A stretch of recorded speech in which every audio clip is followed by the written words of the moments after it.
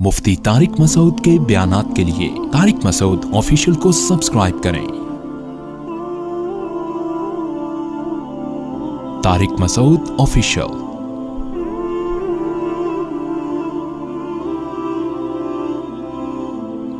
ये भी एक मसला है, हम में से हर शख्स ये चाहता है कि जिस परेशानी में मैं मुब्तला हूँ फौरन ठीक हो जाए, बिल्कुल हर चीज़ फिट फाट सही सही चले। ऐसा दुनिया में होता नहीं है, ये कहीं भी नहीं होता, और इसी से इंसान फिर टेंशन में जाता है। हज़रत आयशा रज़ी अल्लाह ताला अन्हा थी या कोई दूसरी ज़ौजा, रसूलुल्लाह सल्लल्लाहु अलैहि वसल्लम को खाने में जहर मिला के दिया गया। अल्लाह ने बज़रिए वही आपको इत्तला कर दी, मगर आप चंद निवाले तनावुल फरमा चुके थे। उससे आप सल्लल्लाहु अलैहि वसल्लम की जान तो बच गई, जिंदगी बच गई, मगर हर साल आपको उसकी तकलीफ होती थी उस जहर की वजह से, और उसी जहर के असर से आपको आखिर उम्र में बुखार हुआ और उसी में आप सल्लल्लाहु अलैहि वसल्लम का इंतकाल हुआ। तो हर साल उस मौसम में आप सल्लल्लाहु अलैहि वसल्लम को तकलीफ होती थी। तो आपकी ज़ौजा ने अर्ज़ किया, या रसूल अल्लाह, ये वो जहर है जिससे आपको हर साल तकलीफ होती है। तो आपने क्या फरमाया कि अल्लाह ताला ने ये आजमाइश पहले से लिख दी थी। ये तकदीर का अकीदा जो है, ये टेंशन ख़त्म करने का बेहतरीन ज़रिया है कि ये होना था। बात चल पड़ी है तो एक और हदीस सुना दूँ। हदीस में है, सही बुखारी की हदीस है कि हज़रत मूसा अलैहिस्सलाम की मुलाकात हुई हज़रत आदम अलैहिस्सलाम से। हज़रत मूसा जलाली नबी हैं। हज़रत आदम अलैहिस्सलाम से फरमाने लगे कि अल्लाह ने आपको हम सब का बाप बनाया, वालिद बनाया। अल्लाह ने आपको मुंतखब किया, फरिश्तों को हुक्म दिया सजदा करो, इतना प्रोटोकॉल मिला। लेकिन आपको अल्लाह ने कहा था जन्नत के इस दरख्त में से मत खाना, आपने खा के हम सब का नुकसान कर दिया, जन्नत से हम सबको निकलवा दिया। हजरत मूसा अलैहिस्सलाम थे जलाल में, क्या किया है आप? मतलब अब ये मेरा अपना अंदाज है ना, मतलब यही था कि क्या किया आप? इतना अल्लाह ने आप पर इनामात किए, मिट्टी से बनाया, फरिश्तों को हुक्म दिया क्या करो भाई, सजदा करो। इतना प्रोटोकॉल दिया, अपने चक्कर में हम सब को नुकसान करवा दिया। ना खाते, थोड़ा सब्र कर लेते। आदम अलैहिस्सलाम ने हजरत मूसा अलैहिस्सलाम से फरमाया कि मूसा, आपने ये वाकया कहाँ पढ़ा है कि मैंने जन्नत में से खा लिया था? जन्नत तौरात में लिखा हुआ है। तो तौरात अल्लाह ने कब लिखी थी? जो अल्लाह ने तौरात लिखी थी वो कब लिखी थी? मेरी पैदाइश से पहले थी या नहीं थी? हाँ भाई, आपकी पैदाइश से पहले लिखी हुई थी। तो क्या जब अल्लाह ने मेरे पैदा होने से पहले ही लिखा हुआ था कि आदम पैदा होगा, जन्नत का दरख्त खाएगा, सजा मिलेगी, जन्नत से निकाला जाएगा, तौबा की करेगा, माफ हो जाएगा, तो जो चीज पहले से तयशुदा थी आप मुझ में किस पे इस पे मलामत कर रहे हैं? हदीस के अल्फाज हैं, फहज्जा आदमु मूसा, आदम इस मुनाजरे में मूसा पर गालिब आ गए। हजरत मूसा के पास इसका कोई जवाब नहीं। क्या मतलब इस हदीस का? आप कह सकते हैं ये तो हर आदमी गलती करके तकदीर का हवाला दे सकता है। क्या ख्याल है भाई? एक आदमी किसी को कत्ल करे, कातिल को हम पकड़ें, सजा देने लगे, क्या बताओ, अज़ल में तकदीर में तो पहले से लिखा हुआ था कि ज़ैद बकर को कत्ल करेगा और बकर का इस टाइम पे इन्ना लिल्लाह हो जाएगा। मौत तो का वक्त तो मुतय्यन है ना, मौत का वक्त भी मुतय्यन है, कैसे मरेगा ये भी मुतय्यन है। कौन ट्रक के नीचे आके मरेगा, कौन कोरोना से मरेगा, कौन कत्ल से मरेगा, कौन बीवी से मरेगा, किसकी बीवी शौहर से मरेगी, यानी टेंशन मुराद, दोनों एक दूसरे को टेंशन देते। تو یہ تو سب پہلے سے کیا ہے.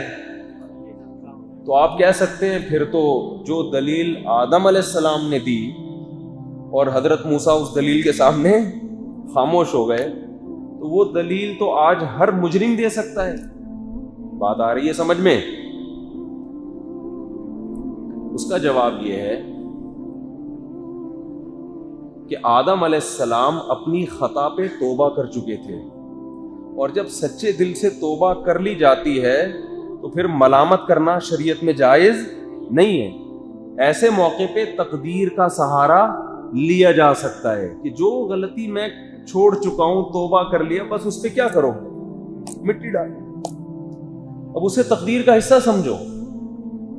اگر زید یہ کام کرے, بکر کو قتل کرے, اور ہم زید کو پکڑ کے بولے کہ تو نے بکر کو کیوں مارا, وہ کہے پہلے سے کتاب میں لکھا ہوا تھا تقدیر میں, تو ہم کہیں تو نے کیا وہ کتاب پڑھی تھی ہے بھائی, جس میں لکھا ہوا تھا کہ زید بکر کو قتل کرے گا. اگر تجھے پہلے سے تقدیر کا علم تھا, تجھے پہلے سے پتا تھا کہ میں بکر کو قتل کروں گا اتنے بج کے اتنے منٹ پہ, پھر اگر تو نے مار دیا تو ہم تجھے مجبور سمجھیں گے. ہم سمجھیں گے بھائی یہ تو جب لکھا ہوا تجھے معلوم تھا تو نے تو کرنا ہی تھا یہ کام, تجھے یہ بات معلوم نہیں تھی, اس لیے تو نے اپنے اختیار سے یہ کام کیا ہے. اگر زید کی سمجھ میں یہ دلیل نہ آئے کہ نہیں جی تقدیر تو طے شدہ ہے, تو آپ کہیں ٹھیک ہے ہم تجھے مار دیتے ہیں, کیا خیال ہے؟ اور ہم بھی مجرم نہیں ہوں گے, اس لیے کہ مارنے کے بعد پتہ چل جائے گا کہ تیری تقدیر میں ہمارے ہاتھوں مرنا لکھا ہوا تھا. تقدیر برحق ہے, جو ہے پہلے سے طے شدہ ہے, لیکن آزمائش اس وجہ سے ہے کہ ہم میں سے کسی کو معلوم نہیں ہے, اس لیے ہمیں مکمل اختیارات ہیں. یہی وجہ ہے کہ تقدیر میں یہ لکھا ہوتا ہے کہ یہ آدمی جانتے بوجھتے ہوئے مکمل اختیار کے ساتھ یہ کام کرے گا بغیر کسی جبر اور دباؤ کے. یہی بیس ہے جس پر انسان کو سزا ملتی ہے. صحابہ نے تقدیر کے بارے میں نبی سے پوچھا نا کہ اگر بیماری اور یعنی یہ ہر چیز متعین ہے تو ہم دعا مانگنے کی کیا ضرورت ہے؟ تو آپ صلی اللہ علیہ وسلم نے فرمایا دعا بھی قدر سے, دعا بھی کس سے؟ تقدیر سے. اللہ تعالیٰ نے لکھا ہوتا ہے کہ یہ دعا مانگے گا اور اس کی یہ حاجت میں پوری کر دوں گا. اب ہمیں نہیں پتا کہ ہماری تقدیر میں دعا لکھی ہے کہ نہیں لکھی, مانگ کے دیکھ لو پتہ چل جائے گا. مانگ لو اس کا مطلب لکھی ہوئی تھی, نہیں مانگو گے اس کا مطلب یہ آزمائش یہاں سے ہے. سمجھ میں آ رہی ہے بات؟ کل میسر لما خلق له, عمل کے ساتھ جوڑا ہے اللہ نے عمل, اور عمل کا ہمیں مکمل اختیار دیا ہے. لیکن علماء کہتے ہیں کہ جب آپ سے خدا نخواستہ کوئی گناہ ہو جائے اور آپ سچے دل سے توبہ کر لیں, شیطان پھر بھی آ کے بار بار ٹارچر کرتا ہے, او بھائی تو نے تو غلطی کی کیوں, اس سے مایوسی پھیلتی ہے. علماء کہتے ہیں یہاں تقدیر کا سہارا لینا جائز ہے. یہ سوچنا جائز ہے بھائی جو مقدر میں لکھا ہوا تھا ہو گیا, اب اس کو کیا کرو, بھول جاؤ, اس سے تو بچ سکتا ہی نہیں تھا میں اس. یہ ان لوگوں کے لیے جو سچی اور پکی توبہ کر چکے ہوں, وہ شیطان کے وسوسے کو دور کرنے کے لیے. تو آدم علیہ السلام چونکہ سچی توبہ کر چکے تھے, اب موسیٰ علیہ السلام پھر کہہ رہے ہیں ان کو یہ کیا کروا دیا آپ نے. تو حضرت آدم نے بڑی زبردست دلیل دی. کیوں؟ اس لیے کہ بھائی میں جب توبہ کر چکا ہوں تو اب مجھ پہ ملامت بنتی نہیں ہے. اس لیے دلیل دی کہ آپ نے جس تورات میں پڑھا وہ کب لکھی گئی تھی؟ میری پیدائش سے پہلے تھی یا نہیں تھی؟ ہاں بھائی تھی, تو اس میں لکھا ہوا تھا, اس کا مطلب یہ کیا تھا؟ طے شدہ. اور آدم علیہ السلام کا واقعہ تو اس لیے بھی طے شدہ تھا کہ اللہ تعالیٰ نے تو ہمیں زمین پہ ہی رکھنا تھا. وہ تو ایک پروسیس سے گزارا گیا ہے ہمیں اسباق دینے کے لیے کہ دیکھو آدم کو میں نے مٹی سے بنایا, شیطان کو میں نے آگ سے بنایا, غلطی دونوں سے ہوئی, آدم سے بھی اور شیطان سے بھی. دونوں میں فرق کیا ہے؟ شیطان سے کیا غلطی ہوئی تھی؟ سجدہ کرو, شیطان نے کہا نہیں کروں گا, لاجک پیش کی اللہ کے سامنے. خلقتنی من نار وخلقتہ من طین, مجھے آگ سے اور اسے مٹی سے بنایا, میں برتر ہوں، میں کیوں سجدہ کروں اس کو؟ یہ نہیں دیکھ رہا کہ جو مجھے آرڈر دینے والا ہے اگر آگ سے بنایا ہے تو اس نے بنایا ہے نا، میں خود سے تھوڑی بناؤں۔ متکبر آدمی سے یہی بڑی مسٹیک ہوتی ہے، وہ جو اس کو صلاحیتیں دی گئی ہیں وہ ان کو اپنی سمجھنا شروع کر دیتا ہے۔ سارا فساد یہاں سے آتا ہے۔ آپ کو اللہ نے دولت دی، غریبوں کو حقارت سے دیکھنا شروع کر دیا، یہ غریب، یہ اس طرح لوگ کر رہے ہوتے ہیں نا باتیں۔